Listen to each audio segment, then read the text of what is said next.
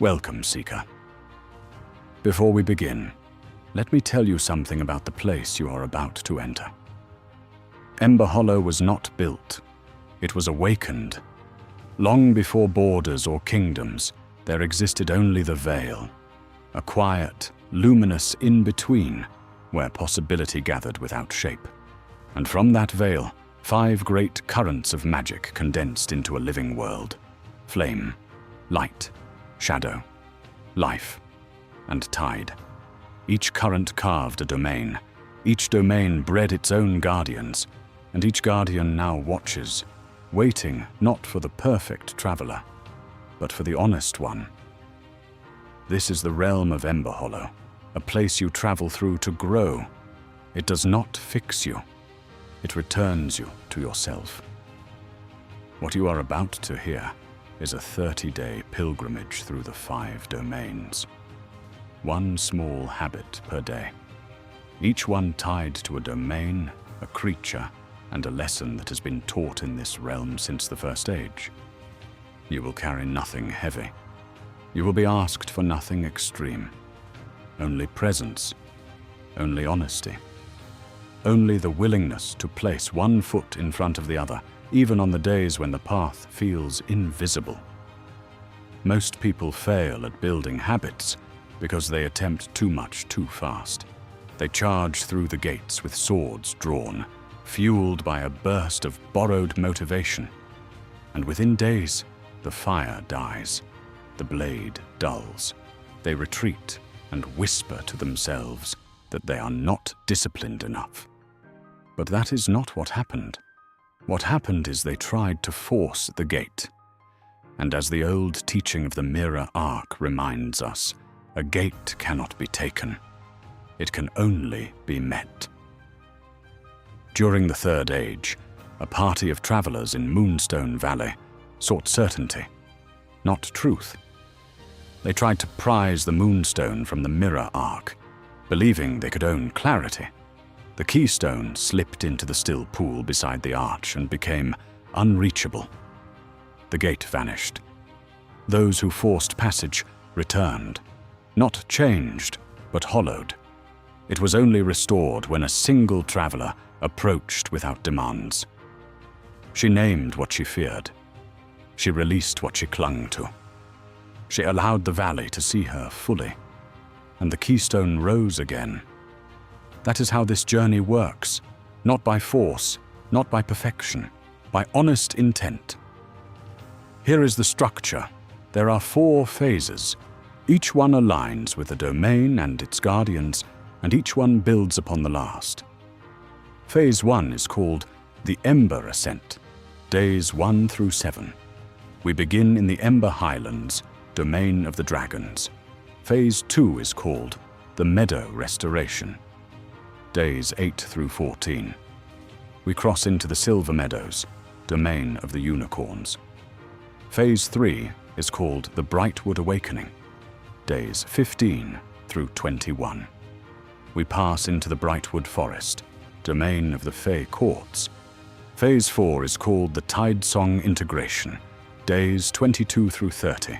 We follow the Moonstream east to Tidesong Cove, domain of the Merfolk.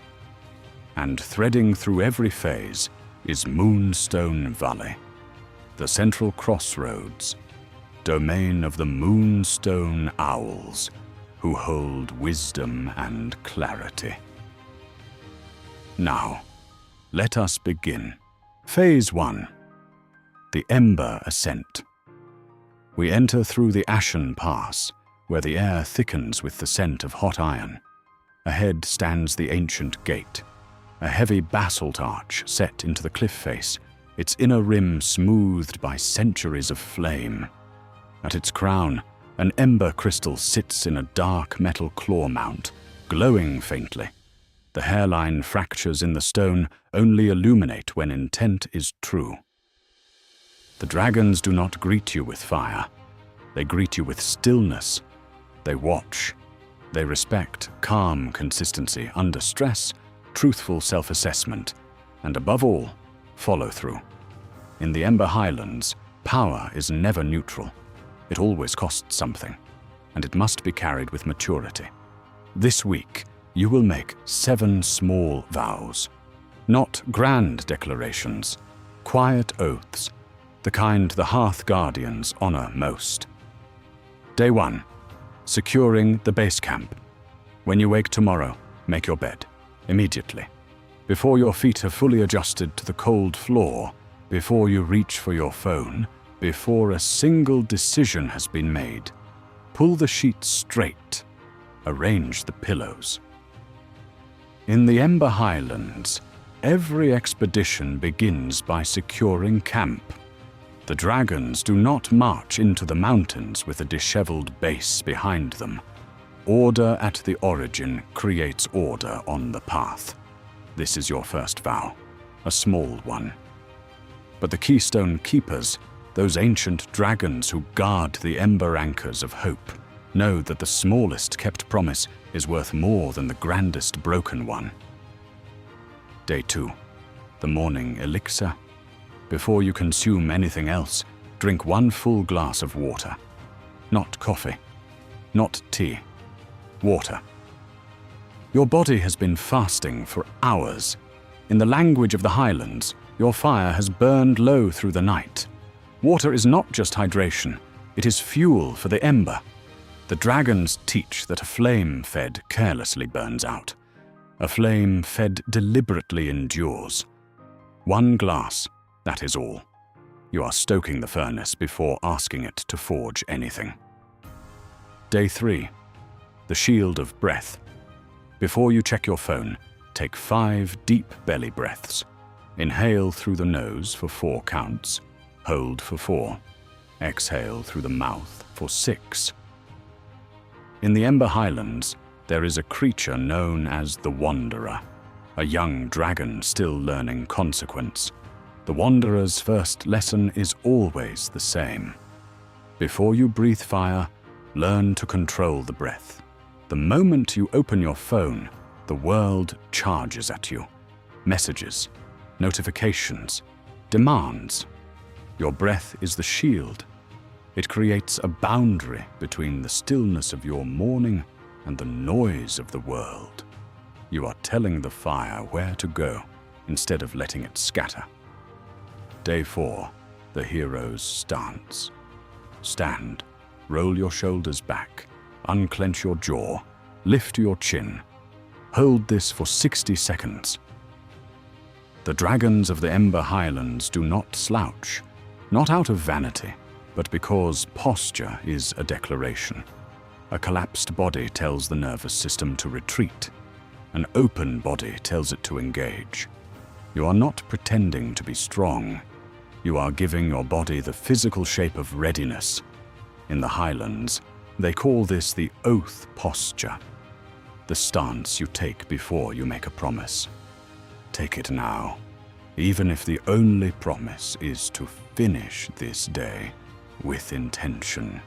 Day 5. The quiet communion. Sit in complete silence for 60 seconds before beginning your first task. No music, no background noise, just the stillness of the ashen pass before the gate opens. The Moonstone Owls teach that silence is not emptiness. It is the space where honest thought becomes audible. Even here in the Ember Highlands, where heat and action dominate, the dragons pause. They listen to the mountain before they move through it. 60 seconds is enough to hear your own mind before the world drowns it out. Day 6. The guiding star. Take a small piece of paper. Write down 1 single priority for today. Not a list of 10. 1. In the Highlands, every expedition party carries a fire compass, a single ember crystal that always points toward the primary objective.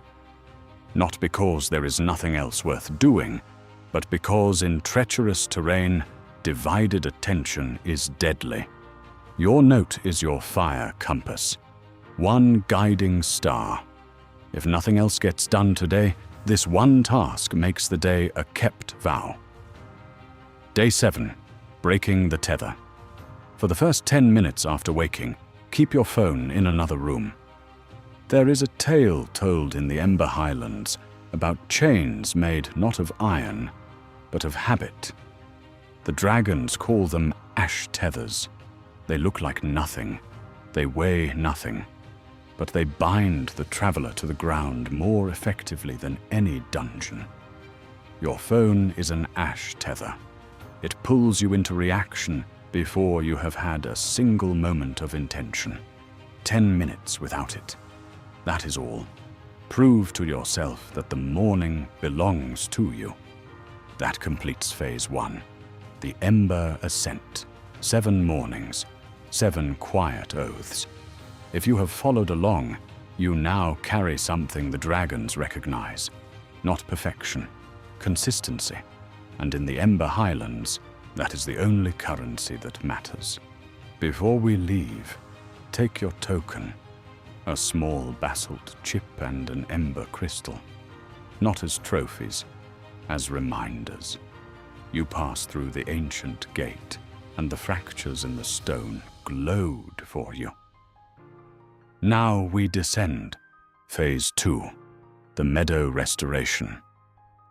We cross the Glimmer Plain, where the heat of the highlands fades into a cool, bright stillness. Ahead stands the White Bloom Arch, pale limestone, clean symmetry, living vinework trained along its edges. At its apex, a springstone pebble rests in a shallow cradle, bound with meadow silver thread. A narrow stream of clear water passes beneath. The air brightens, the path aligns. But only when intent is honest. The unicorns of the silver meadows do not guard with force. They guard with truth, aligned truth. The kind of honesty that repairs instead of wounds.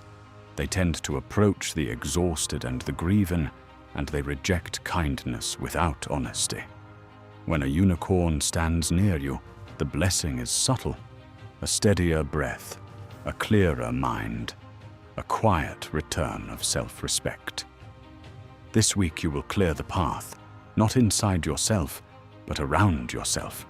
The unicorns know that a cluttered environment reflects a cluttered soul, and that healing begins by removing what no longer serves. Day 8. Clearing the brambles. Choose one surface in your home, a desk, a nightstand, a counter. Spend 2 minutes putting it in order.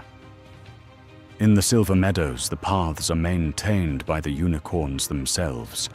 They walk the trails each dawn, and where brambles have grown overnight, they clear them. Not with urgency, but with patience. A single surface is your meadow trail. Clutter sends a constant low-level signal to your mind that something is unfinished. Clearing it removes friction you didn't even know was slowing you down. Day 9. The Keeper's Order. Each time you leave a room today, take one item with you and return it to where it belongs. The meadow silver thread that binds the White Bloom Arch's keystone is not woven in one dramatic act. It is maintained strand by strand over centuries. This habit is the same. You are not cleaning your home. You are maintaining it, one small act at a time, so that disorder never accumulates into overwhelm. Day 10. Banishing the phantoms. Open your phone or email. Spend 3 minutes deleting things you no longer need. Old screenshots, expired notifications, forgotten downloads. In the Silver Meadows, there are stories of phantoms, not ghosts, but residues. Emotional traces left behind by travelers who passed through without releasing what they carried. Digital clutter is the same. It is invisible weight, residue from a version of you that no longer exists. 3 minutes of deletion. You will feel lighter than you expect. Day 11. Summoning the Zephyr. Open a window or step outside. Take 5 deliberate breaths of fresh air. In the meadows, the wind is called the Zephyr. It carries pollen from the Brightwood Forest and salt from Tidysong Cove. It is the breath of the realm itself. The unicorns teach that stagnant air breeds stagnant thought. 5 breaths. Let the world outside remind you that there is more than the walls you have been staring at. Day 12. Armoring up. Before sleep tonight, prepare one thing for tomorrow. Lay out clothes. Pack a bag. Set your keys by the door. The unicorns do not rush. They arrive prepared because they began the night before. This habit borrows calm from the evening and deposits it into the chaos of morning. You are not planning your whole day. You are removing one point of friction from it. Your future self will thank you at dawn. Day 13. Warding the sanctuary. Set one boundary for yourself today. No phone during a meal. No email after a certain hour. No saying yes to a request that drains you. In the Silver Meadows, the White Bloom Arch does not open for everyone. It opens for honest intent. A boundary is not selfishness. It is the threshold of your own domain. The unicorns reject kindness without honesty because kindness without a boundary eventually becomes resentment. One ward, one clean line drawn around your peace. Day 14. The forager's choice. Make one small adjustment to what you eat today. Add a piece of fruit. Replace a sugary drink with water. Choose one handful of something that grew from the earth. In the meadows, the foragers gather only what is ripe and needed. Never more. This is not a diet. It is a single act of nutritional intention. Your will is a resource. It runs on fuel. One better choice today feeds the discipline you are building tomorrow. That completes Phase 2, the meadow restoration. Your environment, both physical and digital, is now working with you instead of against you. The brambles have been cleared. The phantoms have been released. Take your tokens, a springstone pebble, and a length of meadow silver thread. Hold them alongside your ember crystal and basalt chip. You are beginning to look like a pilgrim of the old tradition. Before we cross into the Brightwood Forest, a brief word. If this journey has begun to settle something in you, if you have felt even a small shift in how you see the days ahead, then I would ask one thing of you. Subscribe to this channel, not for numbers, not for vanity, but because Emberhollow Academy is a living archive, and it grows only when seekers choose to stay. Each lesson we build here, each path we walk together, is made stronger by your presence. By subscribing, you are not just following a channel, you are placing your name in the ledger. You are telling the realm, I intend to return, and the gates will remember you when you do. Now, let us continue south into Brightwood Forest, Phase 3, the Brightwood Awakening. We pass through the Whisper Glade, where the light shifts from silver to green gold. Ahead stands the living lattice, 2 ancient trees woven together like a natural cathedral window. A single dew pearl is cradled in a fork of boughs, haloed by leaf vein glyphs. Lantern fungi and seed pod chimes frame the entrance. When your intent is honest, the lattice rearranges to reveal a clear way. Without it, the path loops back gently, not as punishment, as patience. The Fey courts of the Brightwood Forest govern social magic, the agreements that make communities thrive. There are 3 courts here. The Bloom Court tends the renewal glades and guides travelers toward genuine belonging. The Thorn Court patrols the shifting paths, witnesses oaths, and teaches consequence. And the Root Court, the quietest, tends the deep soil, foundation, long memory, the slow work that holds everything else up. This week, your body joins the journey. You will stretch, walk, breathe, observe, Give and read. These are not luxuries. They are the basic maintenance of a traveler who intends to walk far. Day 15. Uncoiling the dragon. When you wake or before you sleep, do 5 slow stretches. Reach for the ceiling, touch your toes, roll your neck, open your chest, twist your spine gently. Even in the Brightwood Forest, the memory of the Ember Highlands lingers. The dragon's fire can coil itself into tight knots within the body if it is never released. The Fae call this the coiled flame. Tension stored so deep it disguises itself as exhaustion. 5 stretches unwind what has been wound too tight. You are not exercising. You are releasing what the body has been holding on your behalf. Day 16. The Ranger's Patrol. Walk for 5 minutes today without your phone. In the Brightwood, the Fae Rangers patrol the forest perimeter each morning. Not for threats, but for awareness. They listen, they observe, they let the forest speak. Your walk is the same. 5 minutes of movement with nothing in your ears and nothing in your hands. This forces the mind into what the root court calls deep soil thinking, the quiet state where creativity surfaces and problems untangle on their own. Day 17. Breaking the stone curse. For every hour you spend seated, stand and move for 90 seconds. There is a tale in the Brightwood Forest about a traveler who sat so long at the base of an oak that the roots began to grow over her. Not with malice, but with acceptance. The forest thought she had become part of the ground. The Fae call prolonged stillness the stone curse. Not rest, stagnation. 90 seconds of movement every hour breaks the roots before they settle.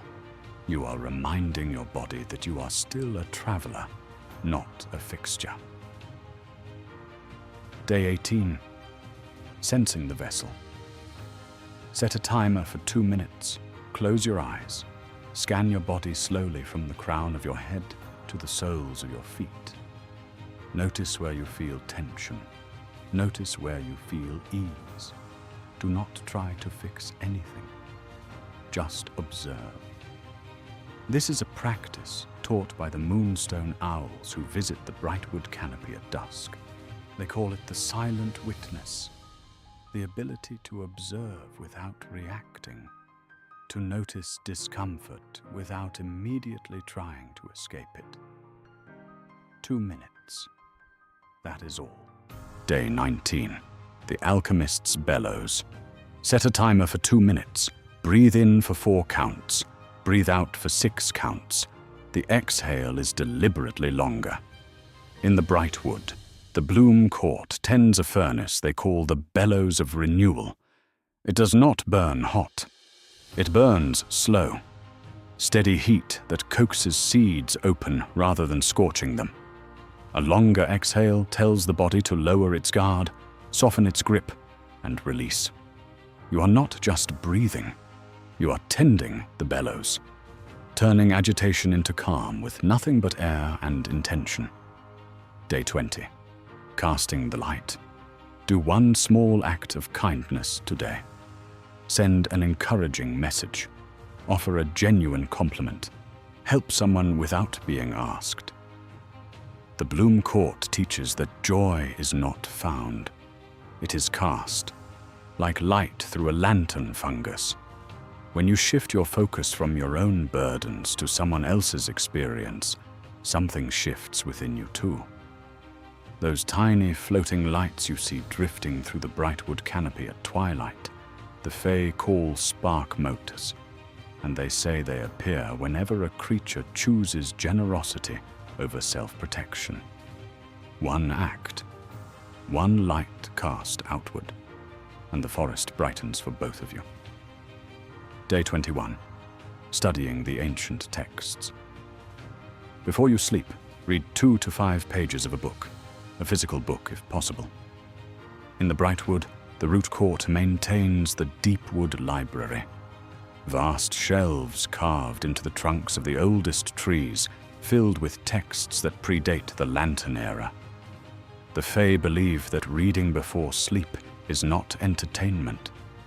It is communion with slower, deeper thought. A book slows the mind. It deepens focus. 2 pages is enough. 5 is generous. The ritual matters more than the volume. That completes Phase 3, the Brightwood Awakening. Your body is now part of this pilgrimage. You have stretched, walked, breathed, observed, given, and read. The Fae courts have witnessed each act. Take your tokens, a dew pearl and a single bright leaf flower. Add them to the others. Your collection is growing, and so are you. Now we follow the moon stream east. Phase 4, the Tide Song Integration. The river carries us through the tide gate and into the salt air of Tide Song Cove. The coastline stretches ahead, tide pools glowing faintly with bioluminescent memory. Somewhere beneath the surface, the merfolk are listening. The gate here is called the Driftwood Span, a low, wide arch of salt-bleached driftwood timbers smoothed by centuries of tide. At its crown, a whisper shell sits in a net of woven sea silk. When you hold honest intent, the arch hums faintly, a resonance you feel more in the chest than the ears. The merfolk are the keepers of memory and emotion. They do not guard with fire or truth or play. They guard with depth. They understand that what you feel is not separate from who you are, and that the habits which last longest are the ones anchored in genuine self-knowledge. This final phase turns inward, reflection, gratitude, review. These are the habits that bind everything else together and ensure this journey does not fade the moment the 30 days end. If you have a journal, bring it out now to record your time in Tide Song Cove.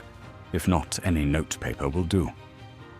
Day 22, Scribing the Runes of Fortune.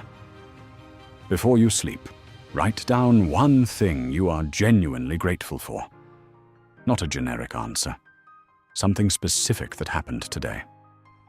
In Tide Song Cove, the merfolk inscribe runes into the walls of underwater caverns.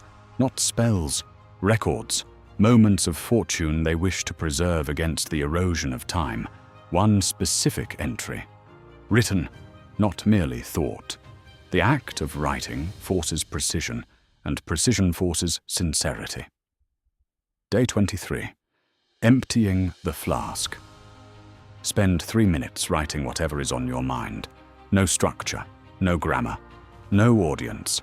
Just empty the contents of your thoughts onto the page. The merfolk carry flasks made from whisper shells.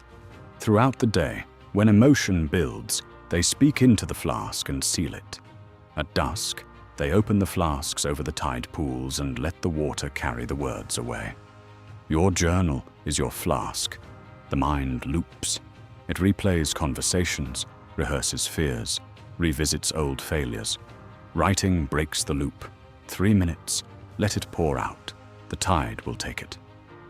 Day 24. Forging the gold. At the end of today, write down one win. It does not matter how small. Maybe you kept a promise. Maybe you stayed calm. Maybe you simply showed up. In the cove, there is a tradition called Tide Song Gold. When a merfolk completes a journey, they take a single grain of sand from the shore and coat it in bioluminescent resin. Over a lifetime, these grains accumulate into something radiant. Your daily win is a grain of Tide Song Gold. Alone, it seems like nothing. But you are building a record that glows in the dark. Evidence that you are someone who follows through. Day 25. The Scholar's Mark. Write one sentence about something you learned today. From a conversation, from a mistake, from something you watched or read. The Moonstone Owls call this the scholar's mark, a single line in the margin of the day. A day without a recorded lesson is a day that simply passed. A day with one insight is a day that deposited something into the deep library of your becoming. One sentence. That is the mark. Day 26. Harvesting the spark. The next time you consume content today, whether a video, a podcast, or an article, write down one idea from it. In the Brightwood Forest, the Fey harvest spark motes from the canopy at dusk. Not all of them, just one. The brightest. The one that might seed something new. Most people move through hours of content and retain nothing. You will retain one spark. And over these final days, those sparks will become a fire of accumulated wisdom. Day 27. Scrying the horizon. Before sleep, spend 2 minutes imagining tomorrow going smoothly. Not perfectly, just calmly. Picture yourself completing your priority.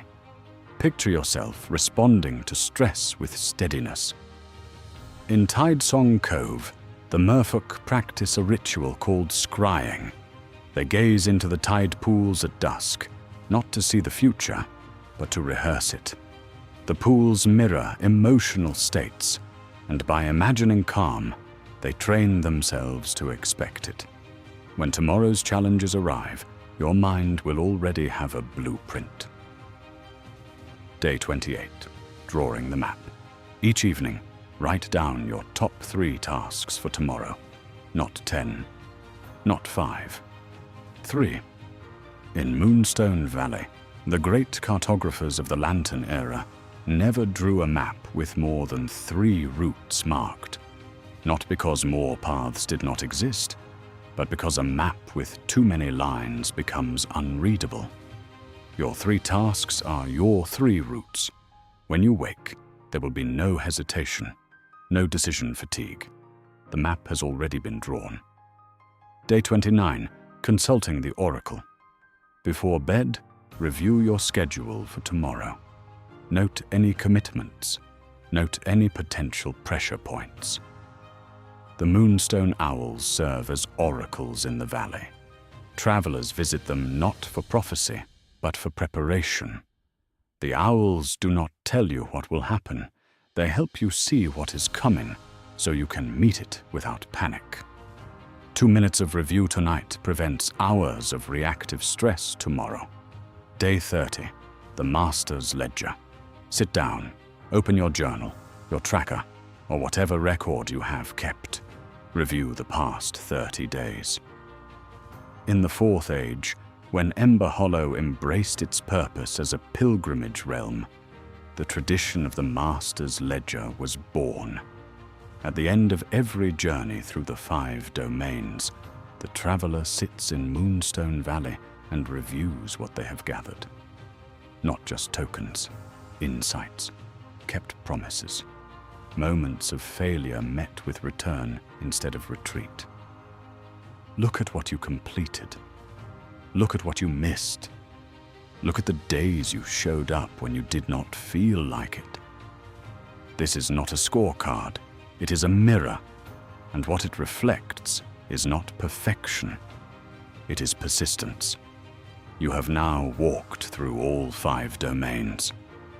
You entered the Ember Highlands and learned that discipline begins with the smallest kept vow. You crossed into the Silver Meadows and learned that restoration is the quiet clearing of what no longer serves. You passed through the Brightwood Forest and learned that growth is not only internal. The body moves, the hands give, the mind reads. You followed the moon stream to Tidesong Cove and learned that memory, reflection, and emotional honesty are the anchors that hold everything else in place. And through it all, Moonstone Valley held the center. The owls watched from the canopy. The mirror arc stood patient, not demanding your arrival, simply waiting for you to be ready. Take your final tokens, a whisper shell and a moon-tide bead from Tidesong Cove. Lay them alongside your ember crystal, your basalt chip, your springstone pebble, your meadow silver thread, your dew pearl, and your bright leaf flower. These are not trophies.